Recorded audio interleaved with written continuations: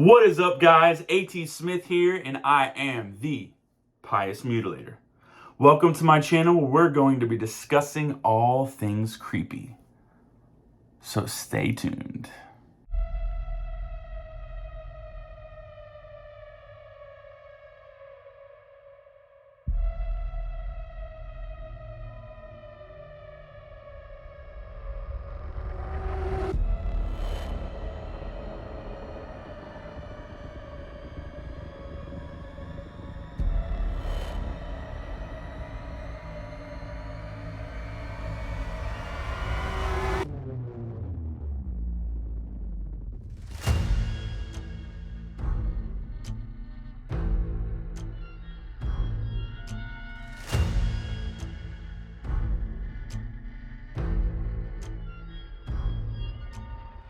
In November 1973, 5 teenagers were hanging out around a campfire in Gitchie Manitou State Preserve in Lyon County, Iowa.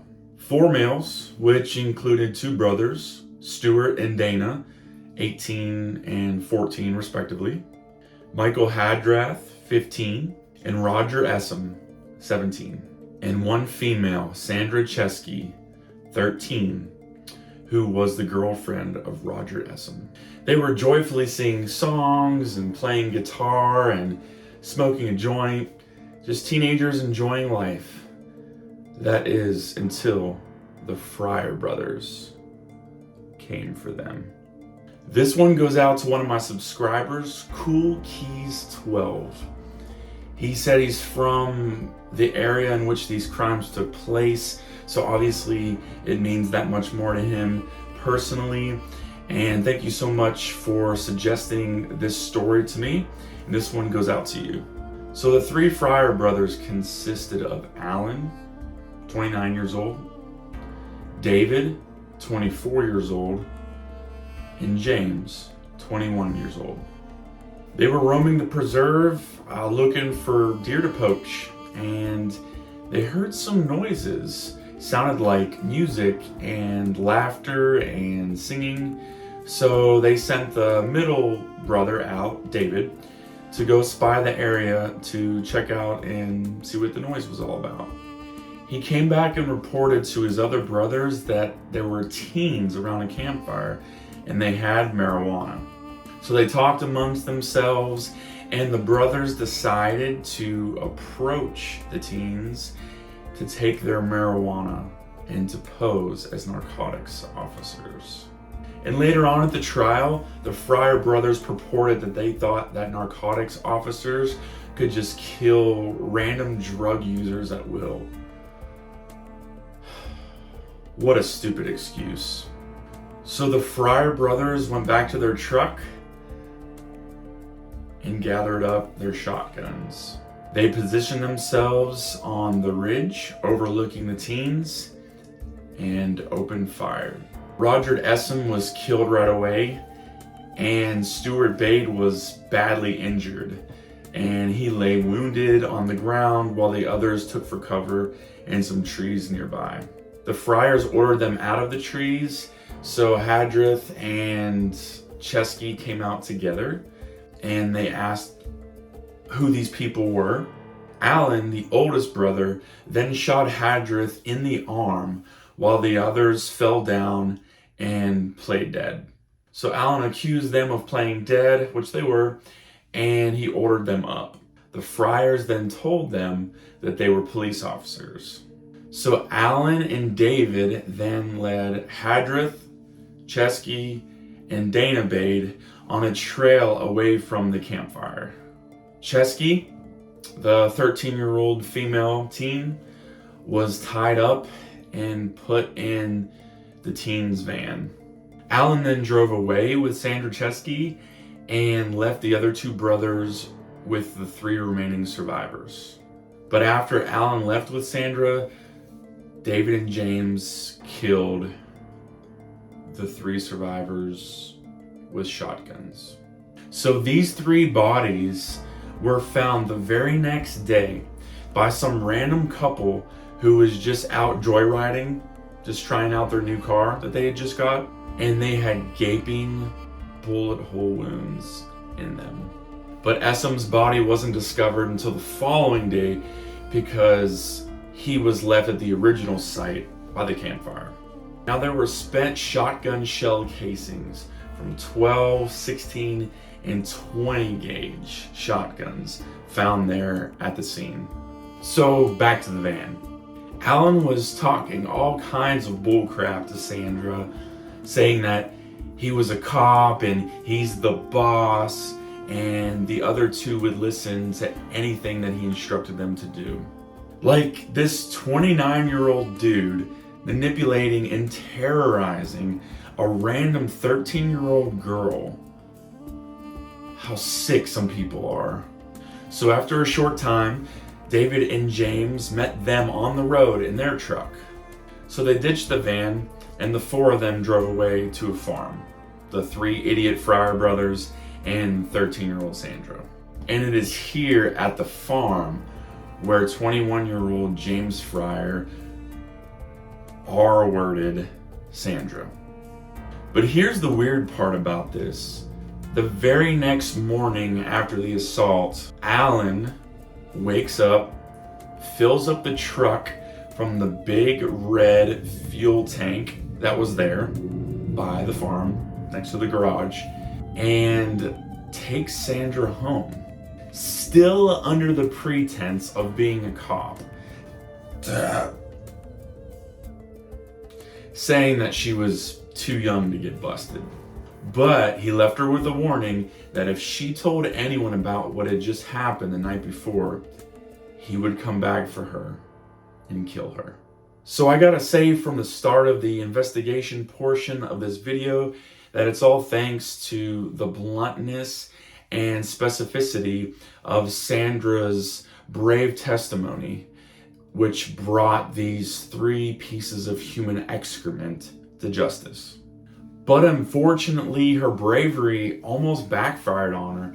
I mean, especially for being such a young kid at 13, remembering all the specific details of what happened.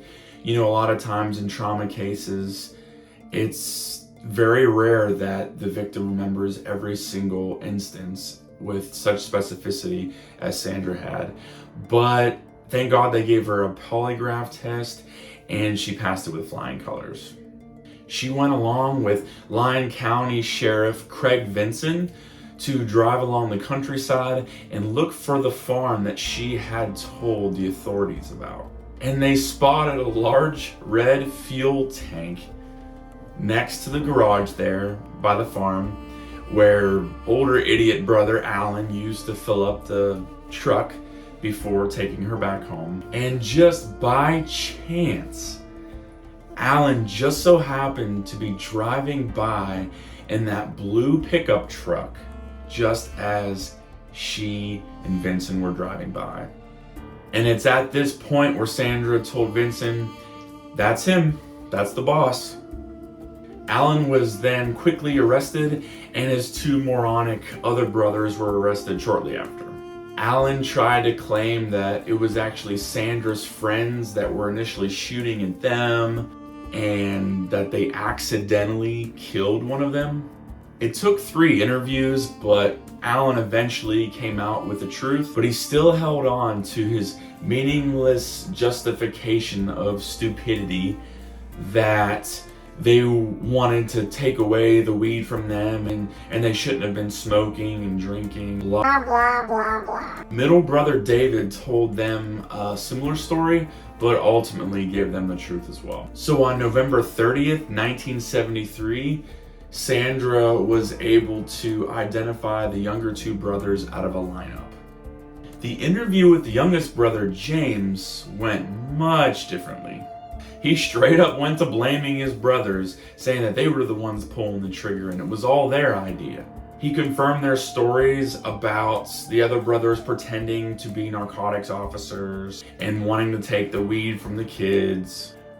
But then here's where it gets pretty sick, as if it wasn't already.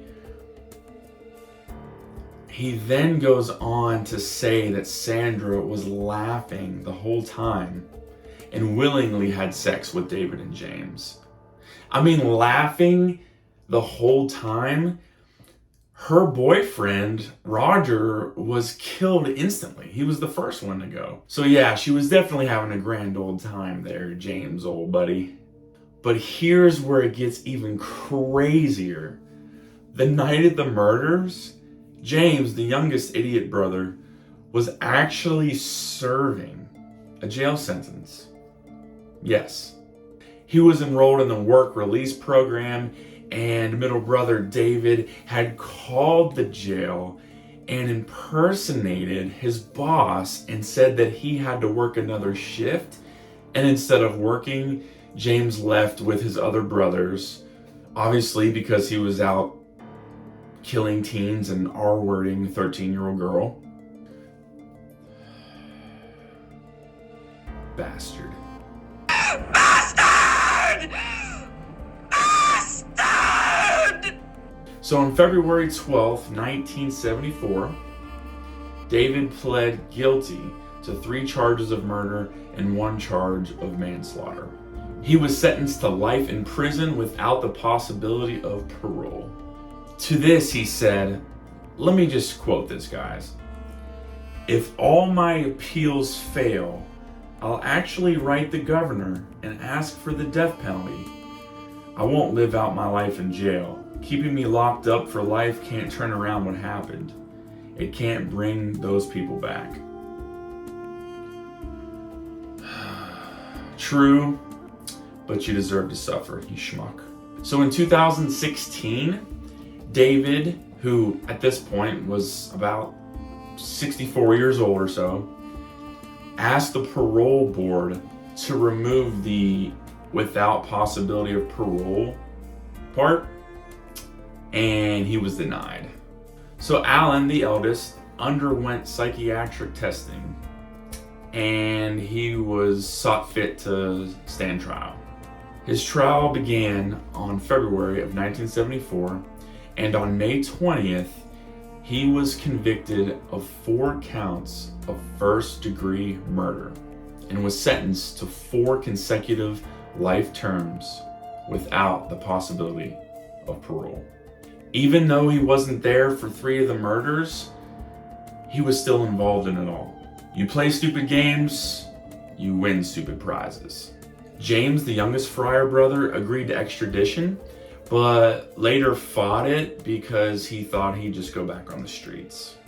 Now here is where it gets even more insane. On June 18th, 1974, he and James escaped the Lyon County Jail, stole a vehicle, and fled the state.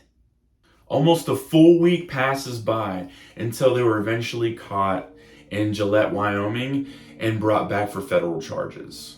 James's trial didn't actually begin until December of 1974.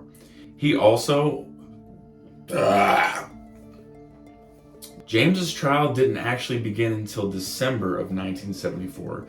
He likewise underwent psychiatric evaluation, and they said that he had an IQ of 85 and poorly controlled his behavior. Yeah, no shit.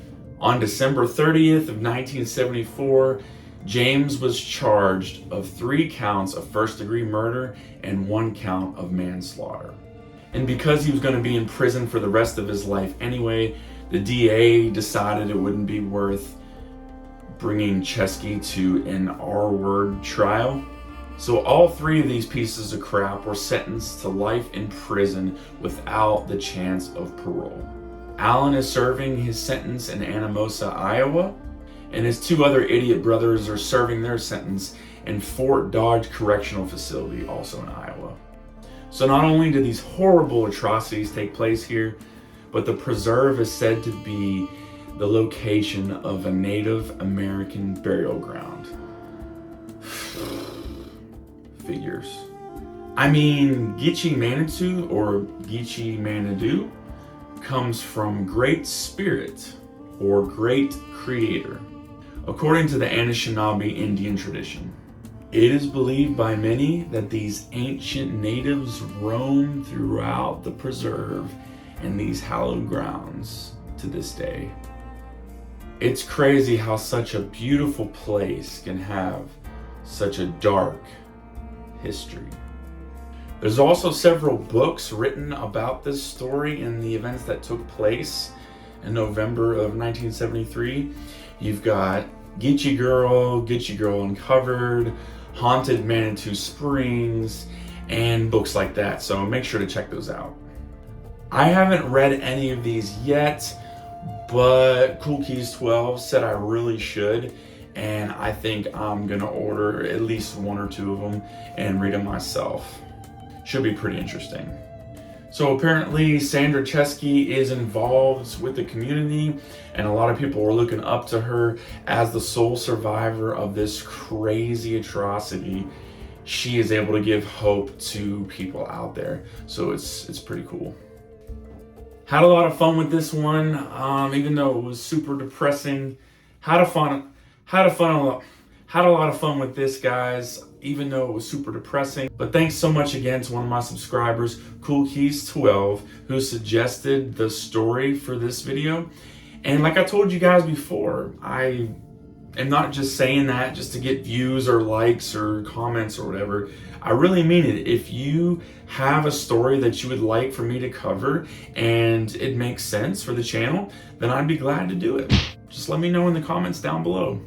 Make sure you smash that like button, click on that notification bell so you don't miss any of these Creepy Files episodes. I'm also doing a disturbing movie content section of the channel and horror movie reviews as well. Make sure to check those out too. A.T. Smith here, and I am the Pious Mutilator.